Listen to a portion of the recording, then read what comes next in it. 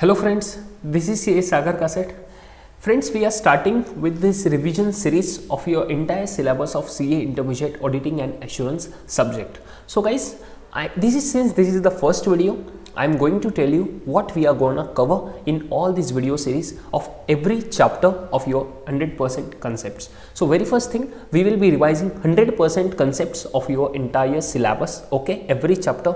Then second thing, we will be focusing more upon the keywords, and the very important part, I'll be also telling up with you the certain examples for various concepts wherever that is required. And the last thing, most important, is I'll be giving you the references of the questions based on your RTPs, MTPs, prior examination questions, and lot of other things wherever required as a MCQ, as a correct, incorrect, or descriptive, lot of things guys. So this will be the complete package for you to revise this entire syllabus with full of positivity and confidence guys. So that is why friends, this is very much important thing to attend all, watch this entire video series of every chapter. So every chapter we will be having the separate video. Now very important thing, that this will be little long as compared to the audio notes. I also published audio notes in Hindi plus English language to revise the entire syllabus, okay, according to chapter wise based on my classes conducted on an academy platform. For that audio notes, you can definitely check out the description box of the video where you will get my Telegram channel link. I have uploaded that all the audio notes on the Telegram channel completely free of cost, so don't worry about it as well. That audio notes will help you to revise the entire syllabus along with examples, but in lower amount of time. Here we might take a little more amount of time as compared to that audio notes, because I'll be showing up here with the notes as well. In audio notes you'll be just hearing that. Now you will watch the notes as well. I'll also dictate lot of things, and that is what you'll be very much comfortable to revise your entire syllabus. After this particular thing, if you have any queries, with respect to any of the concept in the syllabus, in this any of the chapter, definitely you can reach out to me. You can again check out the description box where you will get Telegram group ka link where you can post your queries, and you will be very much getting the answers, whatever the replies for that particular query, and in maximum possible earliest period of time. Okay guys, I will personally reply to you. I will personally send you the audio notes and video notes, short clips if required.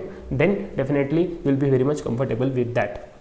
I won't be taking too much time now, since this is the first video. I took good amount of time, but from next video of every chapter you will be directly moving up to the revision part. I hope you will love these videos. If you really like, and if you really feel that this is very much important thing and this will help a lot of students, please try to share this video. Please try to like and subscribe this channel for more content, for more knowledge resources. Check out the description box for other knowledge resources. And guys, please be updated with this. Be positive, be confident, study well, study hard, study smartly as well. Let me know in case you need any kind of support from my side, which you believe I can definitely do that. I'll definitely try my best to reach out to you and help you a lot, maximum possible from my side. Take care guys, अच्छे से पढ़ाई कीजिए, and please give your 100%. Let's move to the revision part of the video. Take care. Yes friends, so now we are revising very first chapter of your syllabus, that is nature, objective and scope of audit. So what is nature, objective and scope of audit? The basic concepts of auditing, and we will start with definition of auditing. What is definition? So means what is auditing? The three things you will remember better here. Three things you will remember. Very first, audit is an independent examination. That is what? Independent examination. There will be no any conflict of interest. No conflict of interest will be there here. Okay, no conflict of interest. Then second thing beta here, second thing is that it can be of any entity, whether that entity is profit oriented or not, and second, irrespective of its size or legal form, whether that entity is much bigger or 1 crore entity or 10,000 crore entity, doesn't matter. Legal form also doesn't matter. when such an examination is conducted, with a view to express an opinion thereon. Means what? To express an opinion thereon, which is one of the objective of the auditor. That auditor has to express an opinion. So what 3 points beta you will remember here? Very first, this is an independent examination. Second, this can be of any entity, and then the view is examination is conducted with a view to express an opinion thereon. Perfect. This is what your definition. Now let's move to the next part, objectives of auditing. So when you have been asked with the question for the objectives, you have to remember essay 200, very important essay 200, the basic essay about overall objectives of the independent auditor beta. What overall objectives of the independent auditor? What this essay tells? This essay talks about two objectives of the auditor. Very first, to obtain the reasonable assurance, that the financial statements as a whole are free from material misstatements. So financial statements as a whole means I can say that balance sheet, P&L, cash flow, notes to accounts, and SOKI means what? Statements of changes in equity for Ind-AS balance sheet. Perfect, guys. So this is what all financial statements means. Financial statement as a whole are free from material misstatement, and this material misstatement you will be dealing up with according to essay 320. Are you guys there with me? Yes, perfect. So this essay 320 we will discuss in the next particular chapter. And then second overall objective is beta to report and communicate. What has to be reported? Reporting on what? Financial statements, whether those are free from material misstatement or not, and communicate. To whom the communication will be there? This will be to the shareholders of the company generally. Okay, and then in accordance with the auditor's findings, whatever the auditor has performed the audit procedure, according to that findings, the auditor has to prepare the report and what to report and communicate that reporting to the shareholders. Perfect, guys. So these are overall two objectives of the auditor. Which are the two objectives of the auditor? So basically, first, reasonable assurance that financial statement as a whole are free from material misstatement, and second one, to report and communicate based on what? Auditor's findings. Perfect.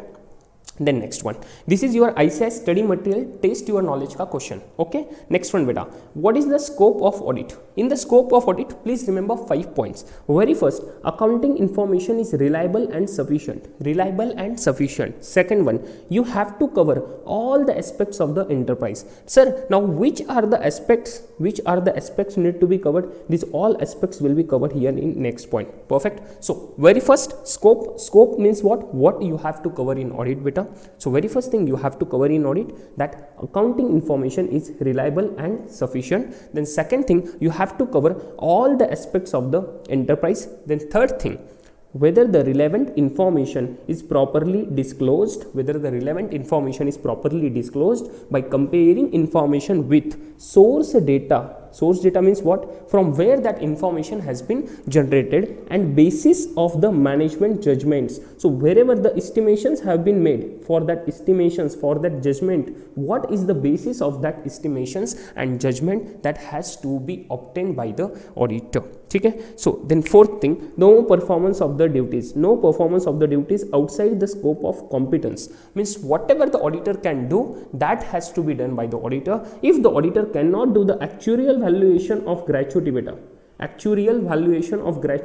the auditor is not competent for that. The actuary must be appointed. So that is the reason here auditor cannot perform this particular thing, and auditor has to take the help of what beta? Actuary. And that's where the concept of auditors expert come into picture. Auditors experts and management experts come into picture. Okay, and lot of examples we will cover in auditors expert and management experts regarding in our further chapters.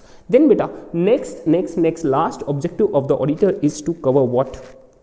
Constraints on the scope of the audit. Constraints means what? Which are restricting you from scope of audit. That constraints which you cannot follow, that you have to consider. So all these 5 things you have to take care of.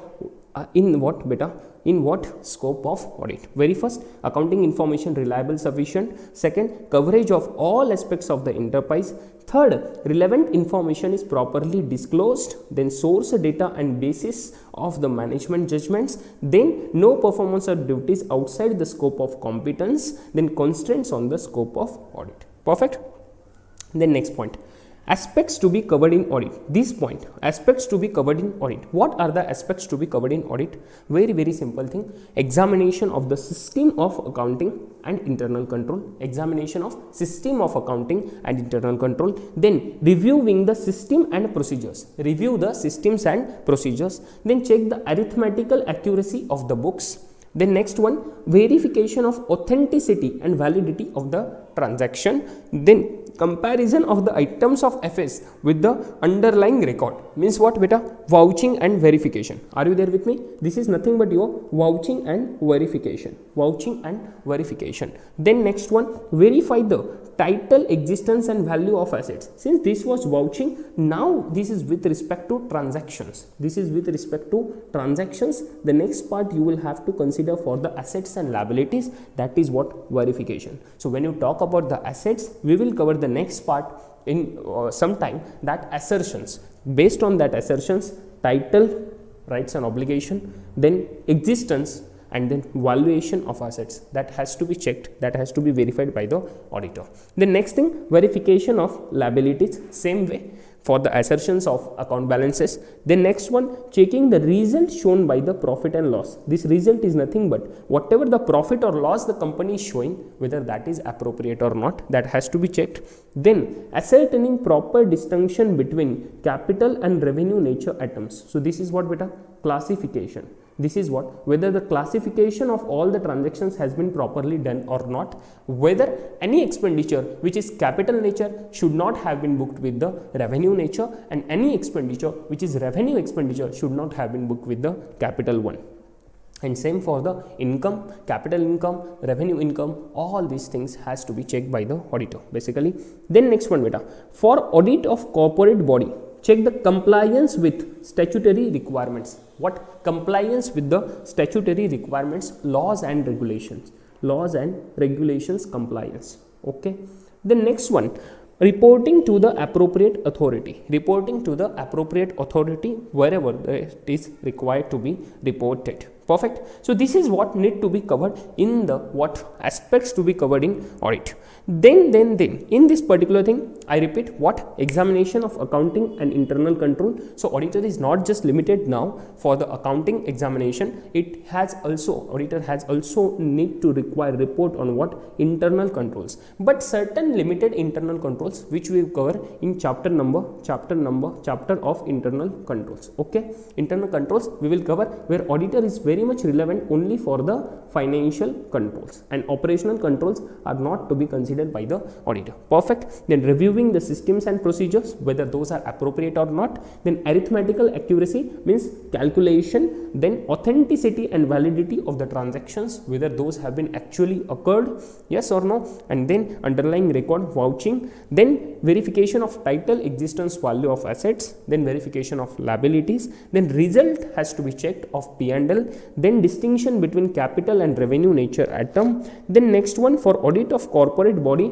compliance with statutory requirements. Then next one, last one is reporting to the appropriate authority. Perfect guys. Liabilities, assets, P&L, results, verification. This is vouching. Perfect.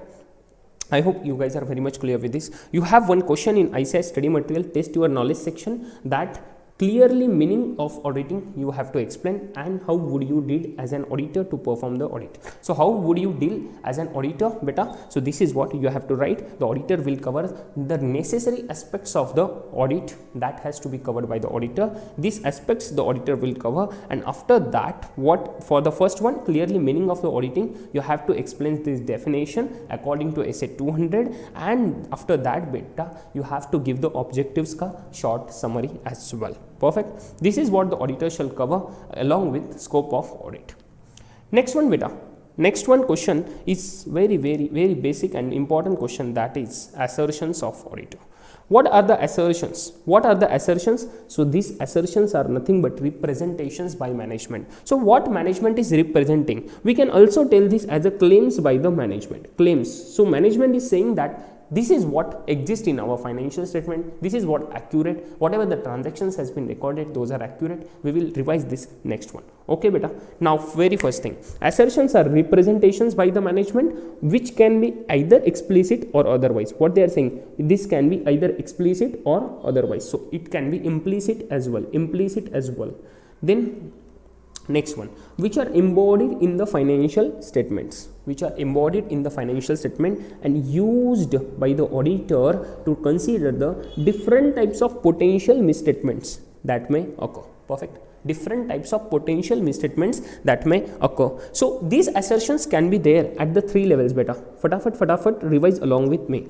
These assertions can be there at 3 levels. Very first thing, very first at the account balance level, so the next one at the transaction level, and the third one, which is not there separately in your ICI material, that is presentation and disclosure level. So this presentation and disclosure is applicable at individual level of account balance as well as transactions according to ICI study mat. Please remember according to this. Okay, so very first at account balance level, the assertions would be like this: existence, rights and obligations, then completeness, then valuation and allocation. 4 assertions you have to remember. Very logical. What existence is saying? Existence is saying that management is representing, management is claiming that their assets and liabilities which have been shown in the balance sheet as at 31st March exist as at 31st March. Perfect.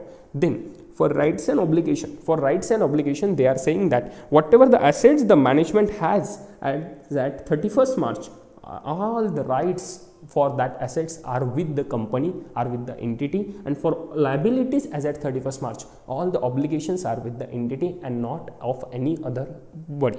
Okay, then next one, beta, completeness means whatever the assets the company have in actual, all these assets have been recorded in the books of accounts and showing in the financial statements. The next one, whatever the liabilities the company has, all these liabilities have been completely recorded in the books of accounts. And then next one, last one is valuation and allocation. One of the important thing, whatever the assets and liabilities have been recorded as at 31st March, that all assets and liabilities are valued at appropriate valuation according to accounting standards wherever required. Perfect. And then allocation, I have given you one example of inventory, beta. Inventory, where you have learnt in your costing ka chapter that you have to load certain overheads, loading of overheads, so that overheads has to be loaded, and whether the appropriate allocation of expenditures as and when required has been done or not, that is dealt by this particular allocation, since the valuation of inventory has been dealt with this particular adjustment.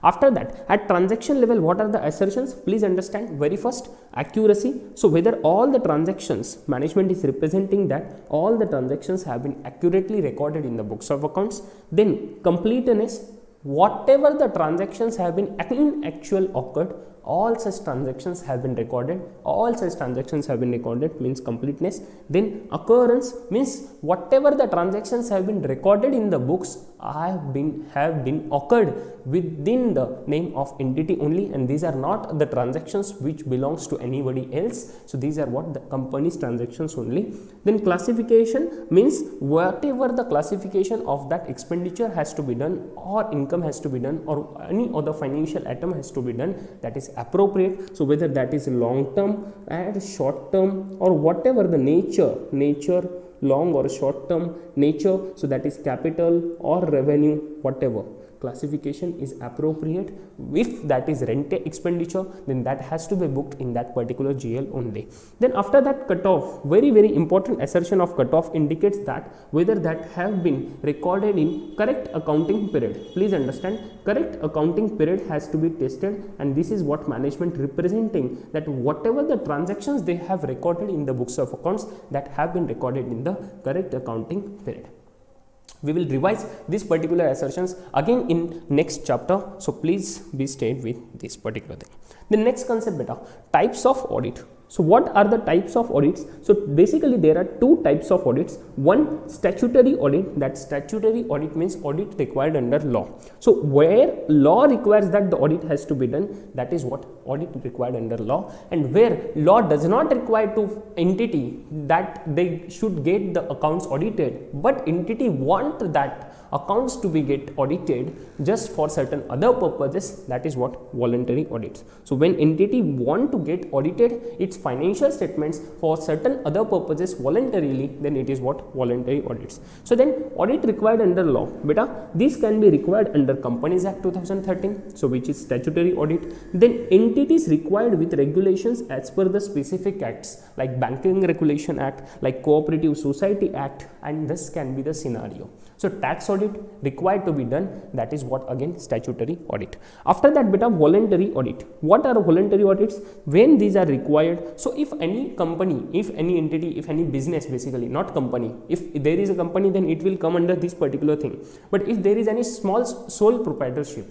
or partnership firm, they don't require the audit need to be done according to this particular law. But if they want to get the banking loan or borrowing something, then bank will ask for the financial statements certified by the chartered accountant, and for that purpose the company, the partnership firm or sole proprietorship may require to get its account audited. Some may require at the direction of the government for the purpose of sanctioning of the government grant or loan, etc., or for the specific purpose, but otherwise no any requirement as per statutory acts. For example, if I want to purchase or invest significantly in particular proprietorship, then I may definitely ask him, that particular sole proprietor, that I may direct him to get its account audited, because I'll be very much comfortable for investment and for the calculation of purchase consideration, which you have learnt in your accounting amalgamation chapter. Perfect. Then next question beta, very important question for theoretical perspective, that is what are the advantages of audit of financial statements. Please remember 8 points have to be checked in this. Advantages, 8 advantages. Very first, safeguards the financial interest of whom? Of the persons who are not associated with the company at management. So with the persons, the investors who have invested only money in that particular company, but they are not associated in the management, they have to ensure that whether the company is following all the requirements, laws and regulations, and whether the financial statements declared by the company are appropriate or not, true and fair or not, and that is the reason this will safeguard. Which will safeguard? Statutory audit will safeguard. Audit will safeguard the interest of such persons. Okay, so to safeguard the interest of the people, so interest of the financial interest of the persons who are not associated with the engagement management, that is why the statutory audit has the advantage. Audit has the advantage. The next one, acts as a moral check on the employees. What is the moral check on the employees? But then this is what, if employee knows that they have audit entity, they have the audited entity, so their entity or their business where they are working, those financial statements gets audited every year, then definitely they will be having certain understanding that if they do any mistake or if they do any fraud, then there is probability that statutory auditor will definitely dictate that thing, dictate that thing, detect that thing, and then definitely they might get caught. And that is the reason that audit is acting as a what, moral check on the employees. After that beta, helpful in settling the liability for taxes. Obviously, if financial statements are true and fair and audited by the financial auditor basically, and they are saying that those are true and fair, definitely you will be able to settle the taxation liabilities based on those financial statements, based on those books of accounts which have been audited by the statutory auditor. Perfect. Then to negotiate the loans, because you will be able to tell the banks that these accounts have been audited by the auditor, these are signed, these are true and fair, look at this audit report, and then I will be able to show them that this is what my financial position, which is very strong, and now you can rely on this financial position because these are audited accounts. Okay, and that's why I'll be able to negotiate loans for what? For the rate of interest purpose or any other such terms and condition purpose. And for determining the purchase consideration of business, which we just discussed in case of mergers and acquisitions, means amalgamation, it will be easy to determine the purchase consideration, and it will be trustful for the other party as well to rely on such financial statements when those are audited. Okay, when they want to calculate the purchase consideration based on that. After that beta, Next advantage is helpful in settling the trade disputes. Trade disputes, what they are saying about trade disputes: if any dispute has been occurred within the customer or vendors and the entity for which you are performing the audit, then definitely that entity will be able to settle these trade disputes based upon the financial statements which have been audited and which will be considered to be the trustful, and that is the reason this is what again advantage of audit. So who are having this advantage, beta? These advantages are with the entity whose audit is being performed. Perfect. Next one, helpful in detecting the wastages and losses. Now definitely when auditor will perform the audit procedures, then auditor will come to know that if there are any procedures which are definitely resulting into certain risk, whether there are any losses that company is incurring without any specific reason, or basically which the company is not aware about. So such wastages and losses might be detected. And very important thing, that auditor now from 2014 is required to give opinion on what internal controls as well, which we have just looked at, internal control. So that's the reason that internal control, when the auditor will test, the auditor will be able to tell them whether their controls are proper or not. Okay, we will learn this in next chapter. Okay, then helpful in detecting wastages and losses. After that, help in ascertaining whether the books of accounts are properly maintained or not. Why? Because the auditor has to check this, whether the proper records and books of accounts are maintained or not, because this has to be reported in what? Reported in audit report. This has to be stated in the audit report, requirement of the audit report. Okay, next one, beta, to get checked about the existence and operating effectiveness of various controls in the organization, because auditor has to give the separate opinion on the design, implementation and operating effectiveness of what? Internal controls, which you have learnt in your next chapter of internal controls. Perfect, guys. And this reporting section, if you remember, this is requirement of section 143, duties of auditor, to report, to include certain matters in the audit report, and which one of the matter is whether the books of accounts and proper records has been maintained by the entity or not. After that, beta, settlement of accounts at the time of admission or death of partner. Now if the partnership firm is getting audited, is getting its account audited voluntarily, here the voluntary audit will be applicable. In that case, what will be the benefit to the partnership firm? It will be the benefit that they will be able to settle the accounts of admission, in case of admission of the new partner or the death of the partner. Then settlement on the death of the partner, they will be able to easily and trustfully settle the accounts, and the reliance on that particular settlement will be very higher as compared to the other one when the audits, when the accounts are not audited. Perfect. Next one, most important question, please mark this as the most important question: inherent limitations of audit. Inherent limitations of audit. Then why inherent limitations? So what are inherent limitations? So basically, even if the auditor is testing lot of things, even if the auditor is testing financial statement, internal controls, still auditor cannot guarantee that there is no any mistake, cannot guarantee that there is no any mistake and financial statements are true and correct. Please understand, FS are true and correct. This is what auditor cannot guarantee. Then sir, what auditor gives? What auditor gives the opinion? Auditor gives the opinion about the true and correct, and not the true and fair, and not the true and correct. Perfect. And this is where the inherent limitations rise. But please understand 4 inherent limitations: nature of financial reporting, nature of auditor procedures, then third inherent limitation, timeliness, balance between benefit and cost, and the last one, other matters, where you have again 3 matters, that fraud, then related party relationships and transactions, and then last one, going concern impact. Okay, so very first, inherent limitation can arise from very first thing, that is nature of financial reporting. Nature of financial reporting, why? Because the management judgments are involved. There are a lot of provisions which can be there in financial statement which does not have any factual document, but it is based upon certain estimations, management ka judgment,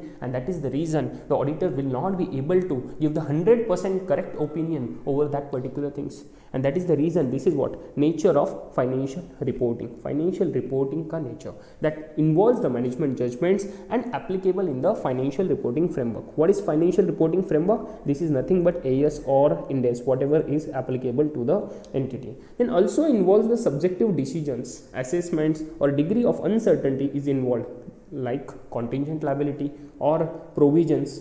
Yes or no? Provisions. So these provisions can be of any expenditure or employee benefit liabilities, all that things. The next one, inherent limitation, nature of audit procedure. Nature of audit procedure means what? Nature of audit procedure. Why nature of audit procedure? Because audit is done on sampling basis, and that is the reason. Very important question from your exam perspective, that is your RTP question. What is RTP question? Sampling is one of the major inherent limitation of audit. Sampling based audit, which is one of the major inherent limitation of audit. Major inherent limitation. What is correct or incorrect, beta? This is what correct. Major inherent limitation of audit. What is that? Sampling. One of the major inherent limitation of audit. Please understand, nature of audit procedure, incomplete information provided by the management in case of intention fraud involved, so as it probable that audit procedure might not detect it because sampling based audit. Also, audit is not an investigation, so auditor does not have any power with respect to search or seizure investigation. Perfect.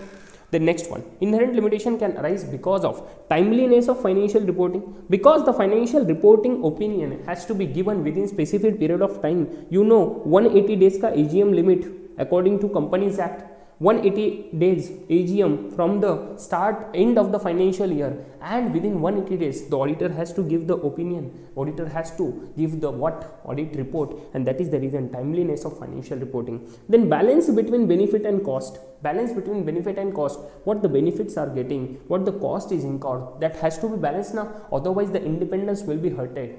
Yes or no? And then other matters, because there can be the fraud which are involving with, let's say, management, senior management, existence and completeness of related party relationships, RPT, because these are the severe things now where fraud cannot be detected. I can't say that I may 100% detect the fraud. No, I can't say that, because these frauds are involving with the management, where if they don't disclose any information intentionally, since this is the intentional thing, then definitely this will be managed appropriately and at such a level where I am going just for certain number of days or months for the purpose of audit. How can I say that this is what 100% guarantee that fraud is not there? And that is the reason fraud is what? Again, inherent limitation, because of which auditor may not give the true and correct opinion. Then completeness and existence of related party relationships and transactions. Since RPT, related party relationships and transactions, can be existing from various nature, directly, indirectly, and that is where the management may have to consider this particular thing, and that is the reason you must have learned this, that management has the primary responsibility to identify the related party relationships and transactions and provide the details to auditor. Okay, and the last thing, there might be certain future events or conditions that may cause an entity to cease to continue as a going concern, and that is the reason again auditor cannot give the true and correct opinion. Perfect. This is what we will revise in essay 570. Perfect, guys. Clear with this? Next one. Next one is about the overview of auditing standard. This is very easy. There is nothing to discuss actually in this particular thing. This auditing standards has to be followed by the auditor. This is what requirement. Duty of the auditor according to section 143 of the Companies Act 2013.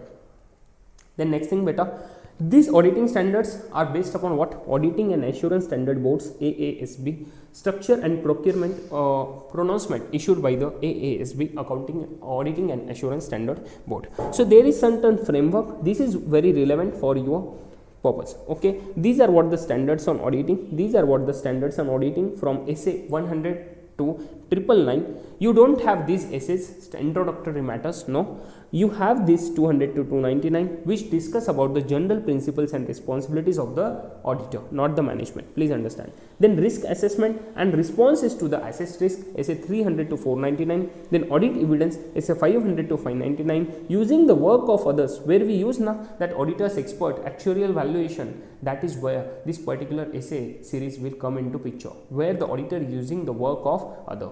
I'll just show you that actuarial valuation wherever we consider above in one of the example. That is where the auditor will consider this particular thing. Okay, yeah, this one.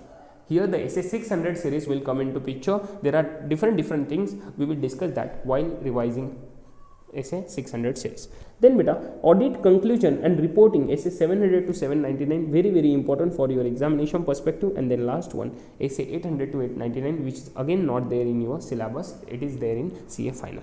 Okay, so apart from this is standards on auditing, which are very much relevant for what? Audit of historical financial statement. This is what your examination question can be. Important question can be this one. No, this is not relevant that much from exam perspective, but this is very relevant. What are essays? Essays are for applying in the audit of historical financial statements. SREs, these are applicable in review of historical financial information, not the audit, review. Then next one beta, SAEs, these are what? Standards on assurance engagement. Standards on assurance engagement, this was standards on review engagements. Standards on assurance engagements apply in the assurance engagements dealing with the subject matters other than the historical financial information. Other than historical financial information, if there is any subject matter regarding that, any assurance engagement will be dealt according to what SA is. And after that, last one, SRS, standards on related services like compilation engagement, agreed upon procedures according to the management. And that is where apply to the engagements like to apply the agreed upon procedures. What are agreed upon procedures? Which are agreed, which are discussed between the management and the auditor. Management and the auditor, this is what needs to be considered basically. And this auditor is whom? Sorry, not auditor. I'll show you this, just a minute. This is not auditor. You have to please understand here, you have to give the wording of what? Engagement person. Management and person who is performing this related service engagement. Okay, this person means professional person, that and management will agree upon certain procedure which are required to be performed according to the management willingness and for certain things which management wants to achieve at. And that is why some examples like compilation engagement, where the financial statements may be prepared by such person. Perfect. Now next one, very easy question, that is qualities of an auditor. What are the qualities? These are very time pass things like tact, caution, firmness, good temper, integrity, discretion, the industry judgment, patience, clear-headedness, reliability. After that, highest degree of integrity backed by adequate independence. Please understand, very important. Then this independence can be of both. This can be of mind, and this has to be of what? Appearance as well. This has to be of both. Independence by mind, independence by appearance. So you should be look at you and he should feel that you are independent according to your appearance. You should not behave like such a way that the company for which you are performing the audit procedures, that company ka MD or somebody else with whom you are discussing with, he is not your family, he is not your brother or sister. You have to deal with them as a professional relation, because it will indicate what? Independence by appearance. And you must be there independent according to your mind, independence by mind. After that beta, thorough knowledge of the Companies Act you should have. The Partnership Act also you should have. Mercantile law is no less important. When undertakings are governed by a special regulation, special statute, like banking company, where the RBI Banking Regulation Act is applicable, that has to be, you should have certain sound knowledge of that law. Then practice of taxation is also unavoidable. Then auditors should be equipped with the sufficient knowledge of what? The way in which business generally is conducted. If you don't know the business how is conducted, then definitely you should not do that audit activity. Perfect. And also with an understanding of the special features peculiar to a particular business. After that, thorough knowledge of all accounting principles and techniques you should have, because that is what you will be doing in auditing engagement. Perfect. Now next one beta. What are the elements of system of quality control at auditor's end? This is very important. At auditor's end, this is very important. This system of quality control, what are the elements? Please understand, there are 6 elements. These 3 are very much normal, but these first 3 elements are very important. Very first, leadership responsibilities for quality within the firm. They are saying that refer to essay 220 as engagement partner is responsible to ensure overall quality for each audit. overall quality for each audit. After that, ethical requirements. As per the code of ethics, there are 5 ethical requirements. This can be your examination question: integrity, objectivity, professional competence and due care, confidentiality and professional behavior. These 5 types of code of ethics, ethical requirements has to be maintained by the auditor. What are the ethical requirements according to code of ethics? Please revise with me. Very first, integrity, objectivity, then professional competence and due care, then confidentiality, and last one is professional behavior. And what we just discussed before some time, that is what independence by both mind and appearance should be there, and auditors shall follow what SQC1 and SA220 principles. So SQC1 discuss about standards on quality control 1. This discuss about quality control policies, quality control requirements at firm level, please understand, at firm level. And this SA220 discuss about quality control policies, quality control requirements at engagement level, okay. So now next one, beta, acceptance and continuance of client relationships and specific engagements, then human resource policies and procedures, then engagement performance, and last one is monitoring has to be there. These are what elements of state stream of quality control. This monitoring has a question in your basically November 2020 examination. Okay, now next one, very important question from your exam perspective, that is threats to independence. What are threats to independence? We are saying that this is very required quality control policy, quality control requirement, that the auditor should be independent. Then what are the threats that may be there, that may exist, which might not ensure the independence of the auditor? Please remember along with me 5 threats, 5 types of threats. Very first, self-interest threat, then next one, self-review threat, then advocacy threat, then familiarity threat, and last one is intimidation threat. What is self-interest threat? Where the person is having any kind of financial interest, direct financial interest or materially significant indirect financial interest, then this is known as what? This is what will incur to self-interest threat. Then loan or guarantee to or from client, undue independence on client fees, and hence concerns about losing the client or engagement, like close business relationship can be there with the client, potential employment with the client, and contingent fees for audit engagement. These all things will result into what? Self-interest threat, and you should not be able to perform that audit of the entity. Why? And since the auditor should not enter into auditing engagement with such entity where he has any self-interest threat, you must have learned about these particular provisions of Companies Act, where there is certain provisions about section 141 subsection 3, disqualification to be appointed as an auditor. Please link all these things with this. Okay, this is very much relevant, where the disqualifications will be arise because the auditor has certain kind of threats: self-interest threat, self-review threat. In second, we will learn about self-review threat, beta. What is self-review threat? This was self-interest, now self-review. Now self-interest, you had financial interest, direct, indirect. Okay, now in self-review threat, this will occur when during a review of any judgment or conclusion which you reached in the previous audit or any non-audit engagement. So you have provided any non-audit engagement in previous year to that same entity. Now if you are performing the statutory audit, or you have provided any kind of financial statements preparation ka service to that entity, and now you are performing the audit of that particular entity of which financial statements have been prepared by you only, then definitely that will result into what? Self-review threat. And this is again will come into picture for section 141 subsection 3 of Companies Act to disqualify such kind of auditors where there is any self-review threat involved. Perfect.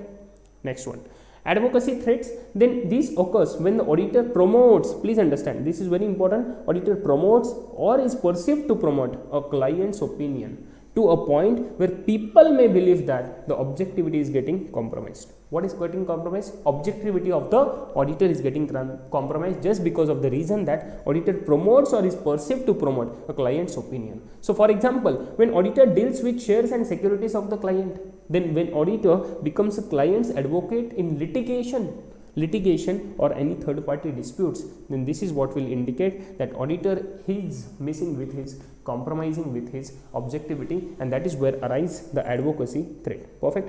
Advocacy threat will arise here, and this is what again very much important. The auditor will not be able to perform the audit of that particular entity, and that is the reason section 141 subsection 3 again come into picture and give you certain disqualification principles. After that, the fourth type is familiarity threat. This occur when auditors form relationship with the client where they end up being having too sympathetic relationship with the client interest. Are you getting? This occur when auditors form relationship with the client where they end up being too sympathetic to the client interest. Like close relative of the auditing member is at a senior position of the client, then former partner of the audit firm is the director or senior employee, so they will be having a relationship like family, and that is the reason this familiarity threat will arise, and again section 141 will come into picture here and will disqualify you to be appointed as an auditor. And the last one is intimidation threat. Please revise along with me. Intimidation threat is what? This is what occurring when auditors are deterred from acting objectively with an adequate degree of professional skepticism. Now, what is professional skepticism beta? This professional skepticism means this is an attitude that includes a questioning mind, being alert to the conditions, and a critical assessment of audit evidence. Please understand three wordings for professional skepticism. This is an attitude of the auditor that includes a questioning mind. So auditor should be able to ask the counter question to the client when he has been inquiring with the client for certain information. He should be able to ask the counter questions if it is required. Then alert to the conditions. Whatever is happening with the entity while performing audit, he should be alert to the conditions and situations which may indicate a possible misstatement due to error or fraud, and a critical assessment of audit evidence. Even if the auditor is not required to perform any investigation, but still the auditor should be able to perform the critical assessment of audit evidence. He should come to know if there is any by default such things or normal things which are very much available or understandable, that this is what the not valid document or something else. That is what critical assessment of audit evidence has to be done by the auditor. Three things: questioning mind, then alert to the conditions and situations, and last one, critical assessment of audit evidence. Then next one beta. Next one, for example, for intimidation threat example, pressure to disproportionately reduce the work in response to the reduced audit fees. Then threat of replacement over the disagreements with the application of accounting principles, and that is where intimidation threat will arise. So please remember along with me, fatafat. Very first, self-interest threat, then second, self-review threat, then third, advocacy threat, then fourth, familiarity threat, then last one, intimidation threat. You may have a question according to your ICI study material, test your knowledge question. The Code of Ethics for Professional Accountants prepared by the International Federation of Accountants identified 5 types of threats. Which are that 5 steps? 5 threats. These are what the 5 threats. Please understand, these are what the 5 threats. Next one beta. What are the preconditions for an audit? What are the preconditions for an audit according to SA 210? What is SA 210? SA 210 discuss about the agreeing the terms of audit engagement. Means what? This is what your engagement letter. This is what your engagement letter or the any written form of engagement. Okay. Then what is this? The use by management of an acceptable financial reporting framework. This is what? One of the precondition. That management should use an acceptable FRF. Means what? If AS is applicable, then okay, but if Ind AS is applicable, then definitely the management should follow Ind AS. Okay. Then next one, in the preparation of FS, an agreement of management to the premise on which the audit is conducted. Now, on which premise the audit is conducted? So whatever the scope the auditor has, then whatever the aspects the auditor will cover, the agreement by management should be there on such scope and aspects of the auditor covered to be in audit engagement. Perfect. Now, how the auditor will check whether these preconditions have been satisfied or not? Very first thing, whether the financial reporting framework is acceptable or not, the auditor will check that. Yes, if acceptable, then okay, very first condition is satisfied. Then next one beta, whether the management agrees that it acknowledge and understand its responsibility for what? Preparation of FS. Then with access to all the information, additional requested information provided by the management, and then internal control responsibility. Then last one, unrestricted access to what? Persons within the entity. And that's the reason we should include these particular things in what? Engagement letter. engagement letter, we will include one para of management responsibility, and where these all things will be included. The next one beta, agreement on the audit engagement terms. This is what your engagement letter according to SA 210. Then what should be there in engagement letter? What should be included in engagement letter? Very first, objective and scope of audit. The next one, responsibilities of auditor, responsibilities of the management. The next one, identification of applicable financial reporting framework, means where AS or Ind AS, that is what need to be identified and stated in engagement letter. The next one, reference to the expected form and content of what? Audit reports or any other statement that may be circumstances in which the report may differ. What? The reports that has to be issued by the auditor and the statement has to be given by the auditor in that particular audit engagement letter, that this expected form and content may differ according to particular circumstances which may arise in future. So these are the 5 things that has to be there. Very first, objective and scope of audit, then responsibilities of auditor, then responsibilities of management, then identification of applicable financial reporting framework, then expected form and content of reports, and including a statement that this may differ in certain circumstances. Perfect. Then what is recurring audit beta? Recurring audit means the audit when you are performing the audit for the purpose of, let's say, 4 years or 5 years. So you are performing the audit again and again for the particular year. So here you have learned in section 139, subsection 2, rotation of auditor. So according to rotation as well, the auditor can perform the audit for one particular term or 2 terms of what? 5 consecutive years. So this is where company auditor will performing, let's say, for this first year, for second year onwards, this will be the recurring audit engagement. So for recurring audit engagement, whether there is any requirement of sending new audit engagement letter for every year? No beta, auditor may decide not to send a new audit engagement letter or other written agreement in each period. Why? Because there is no requirement, but there will be definitely some factors which may make it appropriate to revise the terms of audit engagement letter or to remind the entity of existing sums, and at this situation the auditor shall have to send a new audit engagement letter for that particular year, even if that is recurring audit. Perfect. Then what are the terms and what are the factors that may require this particular thing where the auditor need to send a new audit engagement letter? Very first, if the entity is misunderstanding the objective and it is clearly indication to the auditor that entity is misunderstanding the objectives and scope of the audit. The next one, if there is requirement of revision in any special terms of the engagement. The next one, revise in recent change in senior management of the entity of which you are performing the audit. Then if there is any significant change in the ownership of the company, are you there with me? Yes. Next, significant change in the nature or size of the entity's business. Then change in the legal or regulatory requirements, FRF, and other reporting requirements. What are the example? Legal and regulatory requirements means CARO 2016 was applicable, but now CARO 2020 will be applicable from next year. So this is where the change in new regulatory requirement. Change in financial reporting framework. When Ind AS come into picture, then that was change in financial reporting framework. Then change in other reporting requirements. Whatever the requirements will be changed for laws and regulations. Then significant change in ownership means share capital of the company has been changed. The nature and size, 10 crore entity has been turned towards the 100 crore entity now within 1 year. Very significant change. The next one, change in senior management. The MD has been removed. Or change in senior management. Then entity misunderstand the objective scope and revision in the special audit terms of audit engagement. Perfect. This is where you will require to send a new audit engagement letter in any of such factor. New important question beta, limitation on scope. So what limitation on scope tells that if management or TCWG impose any limitation on the scope such that the auditor believes limitation would result in auditor disclaiming an opinion, the auditor shall not accept such limited engagement. So what they are saying beta, that if the management is putting any limitation on scope, they are not allowing the auditor to perform the audit in the way or to perform for the scope which have been discussed according to the engagement letter. So that is why the auditor shall think that whether this limitation will result into auditor to give the disclaimer of opinion, and this is what according to SA 705. Yes or no?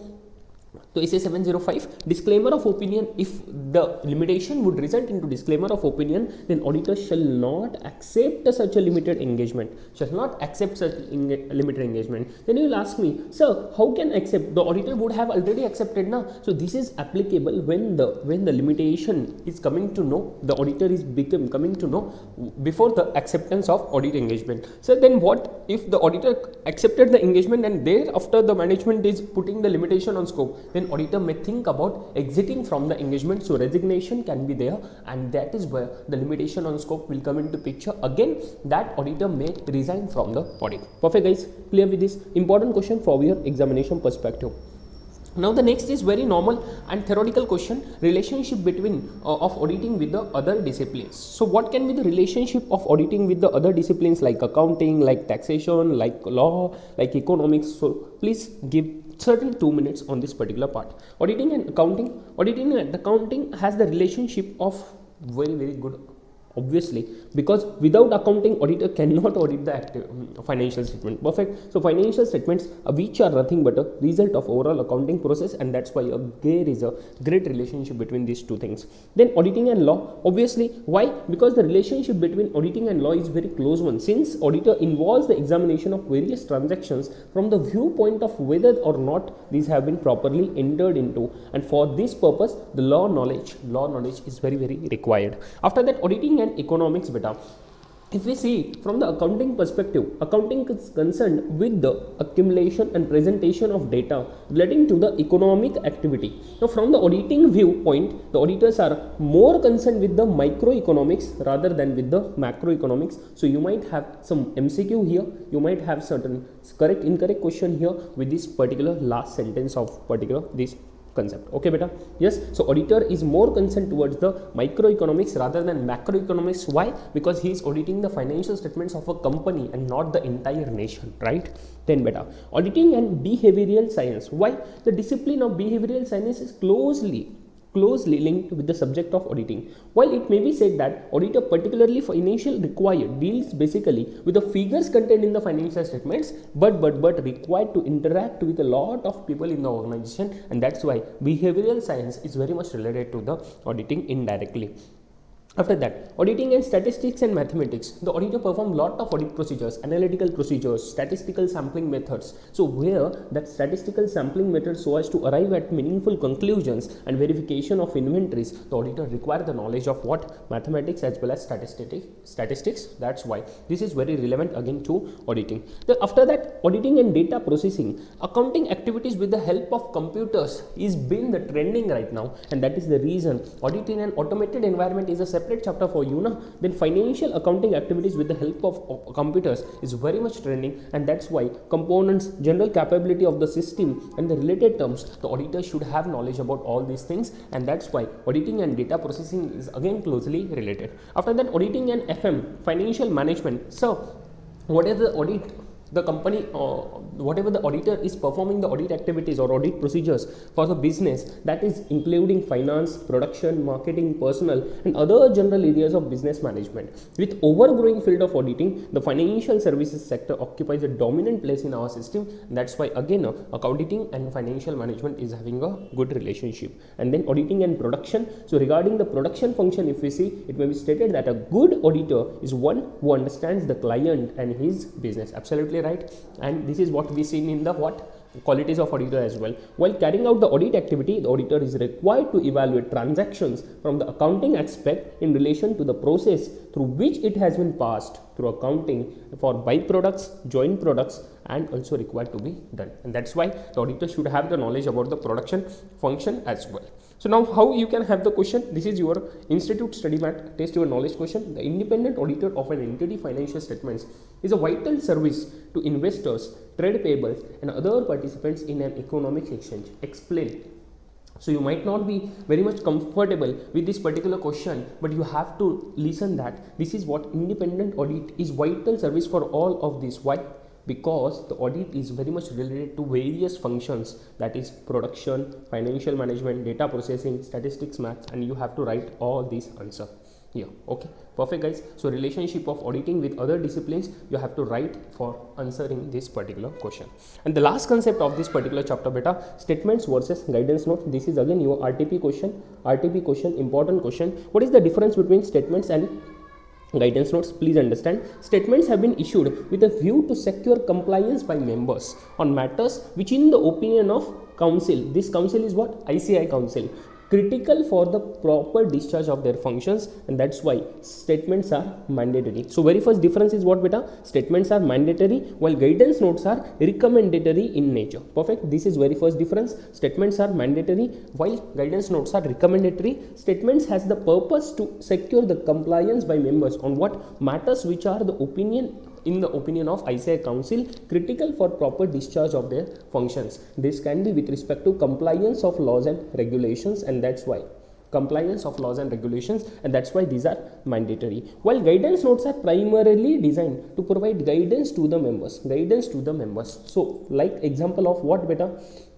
COVID-19 lockdown, and because of that the auditors were not able to perform the existence testing of inventory for physical verification, right? And I have given this example. That is where the ICAI came into with what? Guidance note on what? This existence testing of inventory. So this is where the guidance notes are primarily designed to provide the guidance to the members on which they may rely in the course of their professional work and on which they may desire assistance in resolving issues which may pose difficulty. For example, testing of existence and condition of inventory due to lockdown imposed by COVID-19. Because of COVID-19 pandemic, guidance notes are recommendatory in nature. So please understand, only 4 things you have to remember in this particular 2 concepts. Very first, statements to secure compliance by members and mandatory. Then guidance notes are to provide the guidance to the members on which they may rely, and desire on which they may desire assistance. Perfect. And here example of COVID-19, testing of existence condition of inventory because of lockdown, and recommendatory in nature. Perfect guys. So this is where we have completed our chapter number 1 entire revision along with certain examples. It took around good amount of time, but this is again very much important chapter for your examination perspective. If you have any queries, you can definitely reach out to us through our Telegram group, and that Telegram group you will be able to reach with respect to this Telegram channel, which link you will be getting in the description box of this particular video, and I'll definitely guide you. I'll definitely resolve all of your queries at the earliest possible. So if you guys really like this particular video including audio notes of this revision of chapters, please share this with your friends and like and subscribe this particular channel for many more knowledge resources and complete quality videos, quality audios for your better future, for your knowledge. Take care of yourself and be positive, be confident. Take care and bye bye. Let's meet in next audio note, next video on this particular channel. Bye bye.